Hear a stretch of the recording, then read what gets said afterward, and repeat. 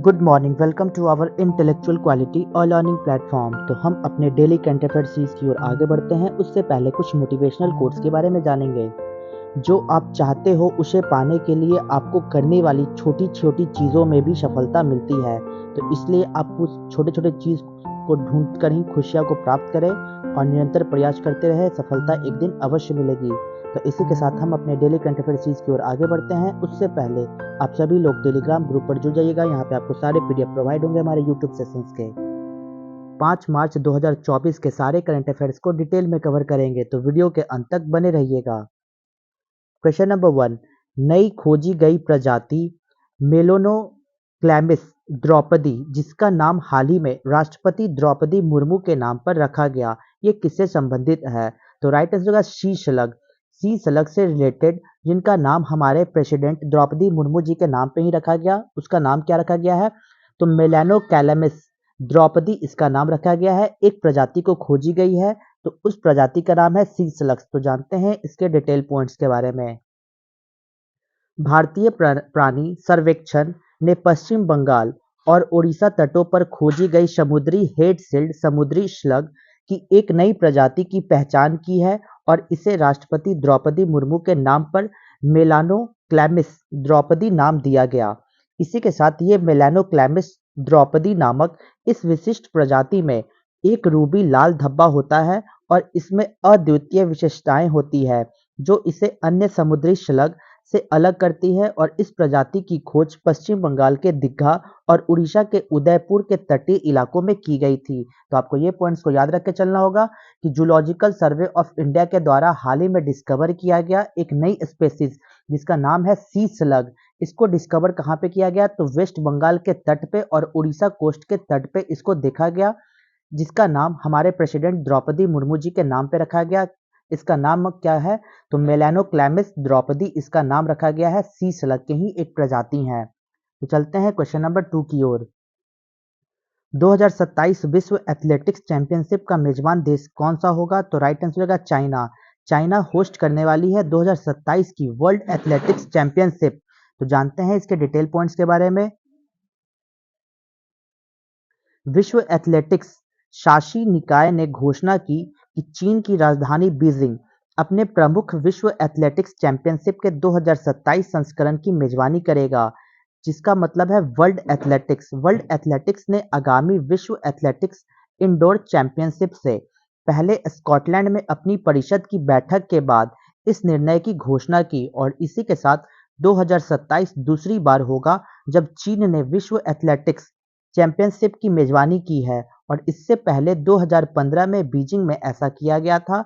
Beijing 2008 Olympic खेलों का मेजबान शहर भी था। तो आपको ये सारे पॉइंट्स को याद रख के चलना होगा कि हाल ही में वर्ल्ड एथलीट्स गवर्निंग बॉडी के द्वारा ये अनाउंस किया गया कि चाइना के कैपिटल बीजिंग में होस्ट होने जा रही है 2027 की एडिशन वर्ल्ड एथलेटिक्स चैंपियनशिप का अनाउंसमेंट कर दिया गया, जो चाइना के बीजिंग में आयोजित की जाएगी। वर्ल्ड एथलेटिक्स चैंपियनशिप का आयोजन किया जाएगा। इसी के साथ ये दूसरी बार होगा कि जब चीन ने पूरे विश्व की एथलेटिक्स चैंपियनशिप की मेजबानी कर रही है। इससे पहले 2015 में बीजिंग ने ऐसा किया था और जबकि 2008 में ओलंपिक खेलों का मेजबान भी यही शहर रहा था। तो चलते हैं क्वेश्चन नंबर 3 की ओर। हाल ही में चपचार कूट नृत्य महोत्सव कहाँ आयोजित किया गया? तो राइट आंसर होगा मिजोरम। मिजोरम स्टेट में आयोजन किया गया चपचार कूट। ये एक डांस फेस्टिवल है जिसका ऑर्गेनाइजेशन कहाँ से की गई? तो मिजोरम राज्य के द्वारा ये चपचार कूट डांस फेस्टिवल को आयोजन किया गया। तो एग्जाम पॉइंट्स ऑफ व्यू के माध्यम से ये क्वेश्चंस एराइज होंगे कि चपचार कूट डांस फेस्टिवल किस स्टेट से बिलोंग करती है? तो राइट आंसर हमारा हो जाएगा मिजोरम स्टेट से। तो जानते हैं इसके डिटेल पॉइंट्स के बारे में।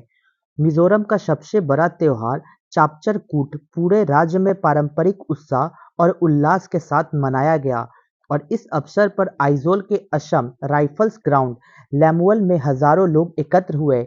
इस उत्सव में गीतों और सांस्कृतिक नृत्यों के प्रदर्शन के माध्यम से मिजो समुदाय की पारंपरिक और सांस्कृतिक समृद्धि का प्रदर्शन भी किया गया और यह त्योहार हर साल मार्च महीने में सेलिब्रेट किया जाता है, जो मार्च महीने के पहले शुक्रवार को यह सेलिब्रेट किया जाता।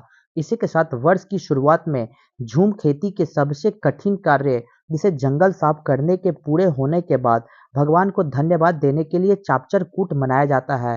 तो आपको ये पॉइंट्स को याद रखना होगा कि ये एक ऐसी जनजाति है, ऐसे फेस्टिवल्स को सेलिब्रेट करते हैं जो मिजोरम से बिलोंग करते हैं। तो मिजोरम का ये सबसे बड़ा त्योहार है जिसका नाम है चापचर कूट। तो ये डायरेक्ट एग्जाम में क्वेश्चंस आएंगे कि चापचर कूट किस स्टेट की फेस्टिवल है, तो वो मिजोरम स्टेट की फेस्टिवल है। नेक्स्ट क्वेश्चन नंबर 4 की ओर, आईएनएस जटायु का उद्घाटन कहाँ किया जाएगा? तो राइट आंसर हो जाएगा लक्षद्वीप। लक्षद्वीप में किया जाएगा आईएनएस जटायु का इनॉग्रेशन। तो जानते हैं इसके डिटेल पॉइंट्स के बारे में। जिस तरीके से आपको इमेज में दिख रहा है कि आईएनएस जटायु एक न्यू नेवी बेस है जिसका कमीशन हाल ही में लक्षद्वीप में की जाएगी। लक्षद्वीप के किस आइलैंड में? तो मिनिकॉय आइलैंड में इसका इनॉग्रेशन किया जाएगा। इसके डिटेल पॉइंट्स के बारे में जानते हैं। आईएनएस जटायु को 6 मार्च 2024 को मिनिकॉय लक्षद्वीप में नौसेना स्टाफ के प्रमुख एडमायरल और हरि कुमार की उपस्थिति में चालू किया जाएगा, जो रणनीतिक के रूप में महत्वपूर्ण लक्षद्वीप द्वीप समूह में सुरक्षा बुनियादी ढांचे को बढ़ावा देगी। और यह कदम क्षेत्र में सैन्य उपस्थिति और सुरक्षा बुनियादी ढांचे को बढ़ावा देना है और ये सरकार का योजना का एक हिस्सा भी है। इसी के दौरान कवरती में आईएनएस द्वीप रक्षक के बाद आईएनएस जटायु लक्षद्वीप में दूसरा नौसैनिक अड्डा होगा, जो नौसेना की परिचालन क्षमता और क्षेत्र में पहुंच में सुधार करेगी। खासकर समुद्री डकैती और मादक द्रव्य विरोधी अभियानों के लिए इसको आयोजन किया गया। तो मेरा एग्जाम पॉइंट्स ऑफ व्यू से ये रहेगा कि आईएनएस जटायु हाल ही में कहाँ पे कमीशन किया जाएगा? तो लक्षद्वीप के मिनिकॉय आइलैंड में इसका कमीशन किया जाएगा आईएनएस जटायु का 6 मार्च 2024 को। क्वेश्चन नंबर 5 की ओर, खेलो इंडिया यूनिवर्सिटी गेम्स 2023 में सर्वाधिक पदक किसने जीती है? तो राइट आंसर होगा चंडीगढ़ यूनिवर्सिटी। चंडीगढ़ यूनिवर्सिटी के द्वारा जीता गया सबसे ज्यादा medals in Khelo India university games 2023 के आयोजन में सबसे ज्यादा मेडल टैली में चंडीगढ़ यूनिवर्सिटी के टीम रही है। तो जानते हैं इसके डिटेल पॉइंट्स के बारे में। चंडीगढ़ यूनिवर्सिटी ने चौथे खेलो इंडिया यूनिवर्सिटी गेम 2023 में कुल 71 पदक, जिसमें 32 स्वर्ण, 18 रजत और 21 कांस्य के साथ पहली बार खेलो इंडिया यूथ गेम्स का ताज जीता। तो आपको ये पॉइंट्स को याद रखना होगा कि ये जो खेलो इंडिया यूथ गेम्स है इसका कौन सा एडिशन चल रहा है? तो 4th एडिशन चल रहा है खेलो इंडिया यूनिवर्सिटी गेम्स 2023। इसी के दौरान चंडीगढ़ यूनिवर्सिटी बनी है सबसे टॉप पर, जिन्होंने ज़्यादा मेडल्स को अपने नाम किया है, जिसमें 71 टोटल मेडल्स है। डिस्क्राइब में 32 गोल्ड, 18 सिल्वर और 21 ब्रॉन्ज। खेलो इंडिया यूनिवर्सिटी गेम्स 2023 17 फरवरी 2024 को अष्टलक्ष्मी शुभंकर के साथ शुरू हुआ। तो देखिए एग्जाम के पॉइंट्स ऑफ व्यू से ये भी याद रखिएगा कि इस जो 4th खेलो इंडिया गेम था इसका मैस्कॉट क्या रखा गया था? तो इसका मैस्कॉट था अष्टलक्ष्मी।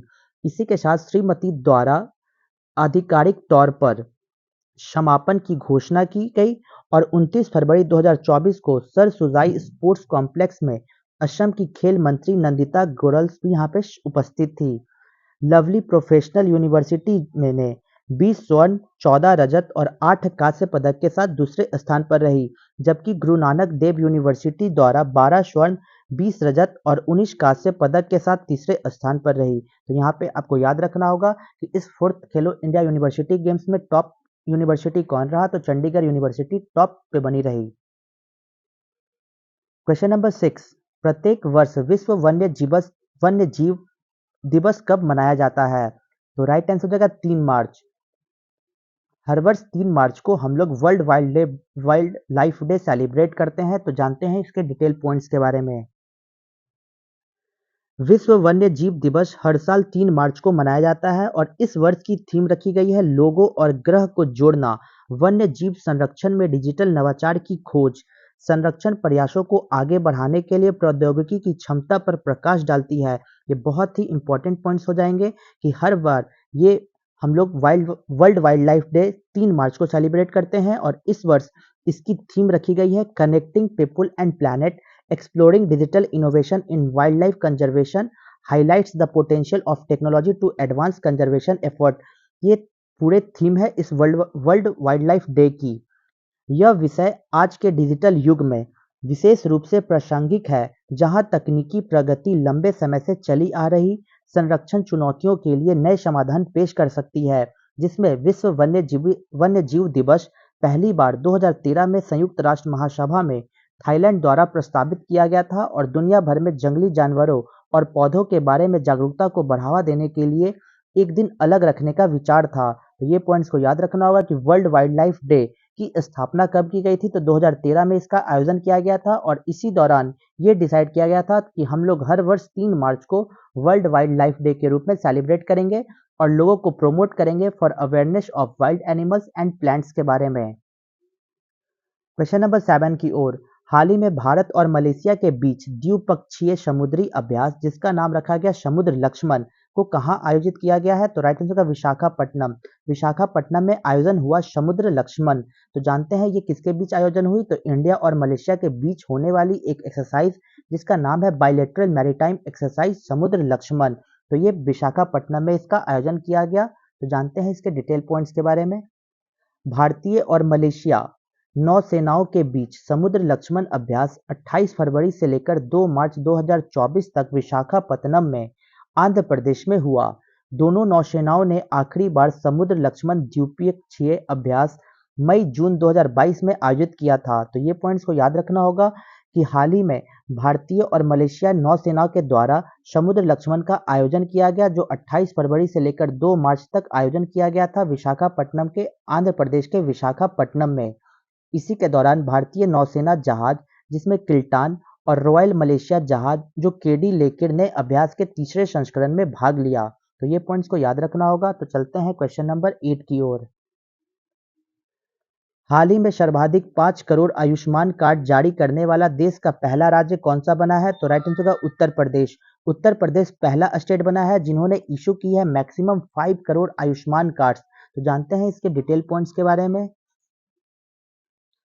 उत्तर प्रदेश आयुष्मान भारत प्रधानमंत्री जन आरोग्य योजना के तहत 5 करोड़ आयुष्मान कार्ड जारी करने वाला देश का पहला राज्य बन गया और इसी के साथ राज्य सरकार की विज्ञप्ति के अनुसार राज्य में 5 करोड़ 17 हजार 920 आयुष्मान कार्ड जारी किए गए और इससे 7 करोड़ 43 लाख 82 हजार लोग का फायदा हुआ।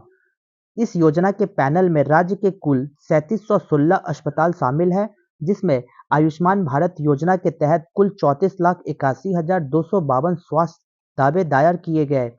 इनमें से 32 लाख 75 हजार दावों का निपटारा किया जा चुका है और राज्य में स्वास्थ्य दावा निपटाना दर 92.48% तक है। तो ये सारे डाटा है जो आयुष्मान कार्ड से रिलेटेड है, लेकिन हमें एग्जाम पॉइंट्स ऑफ व्यू से ये याद रखना होगा कि उत्तर प्रदेश स्टेट बना है become the first state in the country to issue 5 crore Ayushman card under the Ayushman Bharat Pradhan Mantri Jan Arogya Yojana.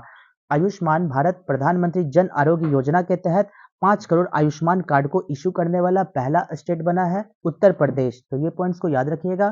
तो चलते हैं अपने रिवीजन बैच की ओर। 4 मार्च 2024 के सारे करंट अफेयर्स को रिवीजन मोड में कवर करेंगे। Question number 1। हाल ही में पहला यूईएफए महिला राष्ट्रीय लीग खिताब किसने जीता, तो स्पेन के द्वारा। Question number 2। पूर्वी कमान त्रिशक्ति कोर ने हाल ही में 1 मिसाइल 1 टैंक के तहत फील्ड फायरिंग अभ्यास वेस्ट बंगाल में शुरू की गई। Question number 3। हाल ही में भारत की पर्यावरण स्थिति रिपोर्ट 2024 कहाँ जारी की गई, तो राइट आंसर का राजस्थान में इसका स्टार्ट किया गया। Question number 4। हाल ही में किस देश के पूर्व प्रधानमंत्री ब्रायन मुल्रोनी का निधन हुआ, तो वो कनाडा से बिलोंग करते हैं। Question number 5। हाल ही में रोमेन रोलैंड बुक अवार्ड 2024 से किसे सम्मानित किया गया, तो पंकज कुमार चैटर्जी को। Question number 6। हाल ही में भारत ने किस नदी पर बांध बनाकर पाकिस्तान की ओर जाने वाली पानी को रोक दिया है, तो राइट आंसर का रावी रिवर को। Question number 7। हाल ही में कौन पहली बार अंटार्कटिका की मुख्य भूमि पर पहुंचा है, तो बर्ड फ्लू। Question number 8। हाल ही में ऑक्सफोर्ड पुरातात्विदों द्वारा खोजी गई हड़प्पा युग की किलाबंदी बस्ती मोरोधारो कहाँ स्थित है, तो गुजरात में ये लोकेटेड है। तो चलते हैं हम अपने क्वेश्चन ऑफ द डे में। तो आज का हमारा क्वेश्चन क्या है, Which among the following amendments of Constitutions of India had accorded precedence to directive principles over fundamental rights? Bharat के संविधान के निम्नलिखित संशोधनों में से किसने मौलिक अधिकारों पर निदेशक सिद्धांतों को प्राथमिकता दी थी? Option A 25th amendment act, option B 42nd, option C 59th and option D 44th amendment act. तो आपको आंसर कमेंट बॉक्स में देना होगा। तो यहाँ तक वीडियो को देखने के लिए thank you so much guys. Video को ज़्यादा से ज़्यादा हो सके तो लाइक शेयर और सब्सक्राइब करें ताकि और भी कंटेंट आपके पास पहुंच जाए। जय हिंद, जय भारत दोस्तों।